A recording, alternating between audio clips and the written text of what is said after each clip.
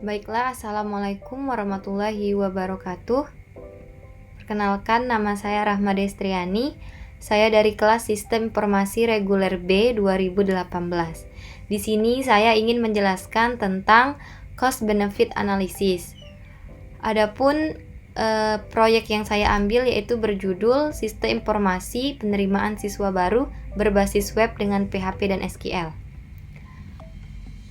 Berikut saya tampilkan analisis biaya dan manfaat dari proyek yang saya buat.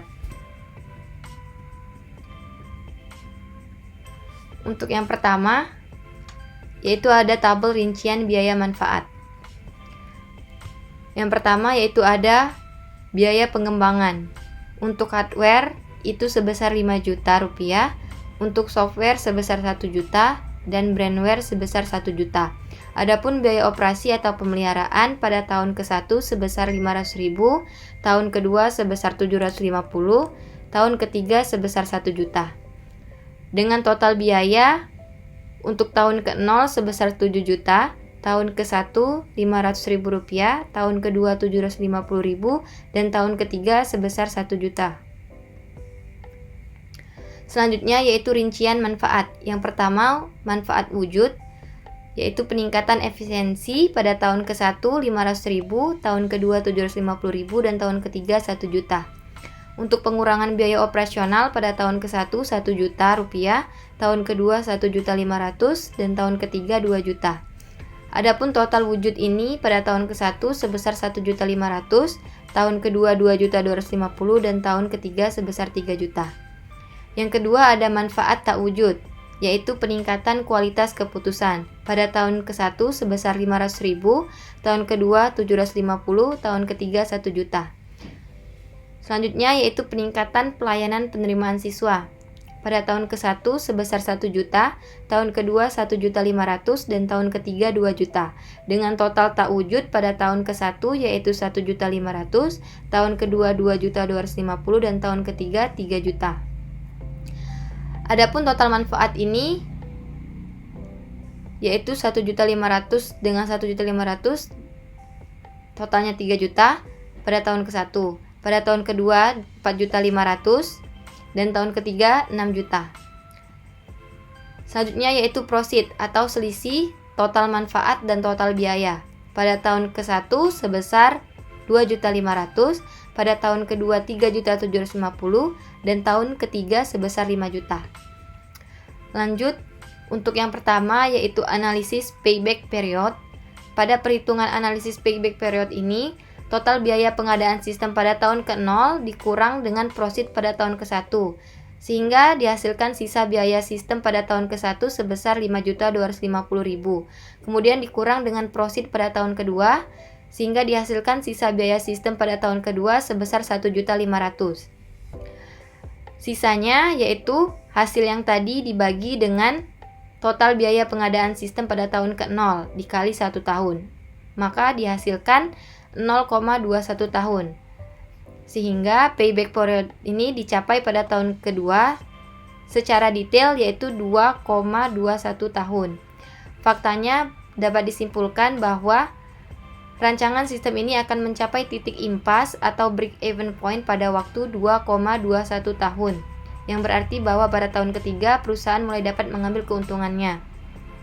Yang kedua yaitu ada analisa return on investment atau ROI. Analisis ini perhitungannya yaitu biaya pengadaan sistem tahun ke-0 ditambah biaya perawatan sistem tahun ke-1 sampai dengan tahun ketiga, sehingga total yang didapatkan sebesar 9.250.000. Sedangkan total keuntungan yang didapat yaitu total manfaat pada tahun ke-1 sampai dengan tahun ketiga, sehingga total yang didapatkan yaitu sebesar 13.500.000. Adapun rumusan ROI ini ialah total manfaat dikurang total biaya dibagi total biaya dikali 100%, sehingga didapatkan ROI ini sebesar 45,94%. Yang artinya sistem ini akan memberikan keuntungan pada tahun ketiga sebesar 45,94% dari biaya pengembangannya. Yang ketiga, ada analisa net present value atau NPV. Perhitungan NPV ini dapat dilihat rumusnya, Di sini kita mengambil tingkat bunga diskonto yaitu 15% per tahun. Maka nilai NPF yang dihasilkan pada proyek saya yaitu 1.297.032,958 rupiah. Dapat disimpulkan, jumlah keuntungan yang diterima sekarang oleh perusahaan pada tahun ketiga yaitu sebesar 1.297.032,958 rupiah. Yang terakhir yaitu metode tingkat pengembalian internal atau biasa disingkat IRR. Metode ini mencari tingkat bunga yang menjadikan jumlah dari tiap-tiap prosit yang didiskontokan dengan tingkat bunga tersebut sama besar dengan nilai sekarang dari nilai proyek.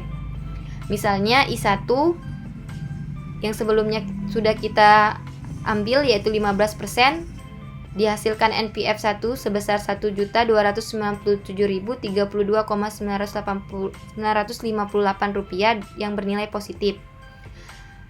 I2-nya sama dengan 20%, maka hasil yang didapatkan NPF 2 sama dengan 581.018,5185 rupiah yang bernilai positif.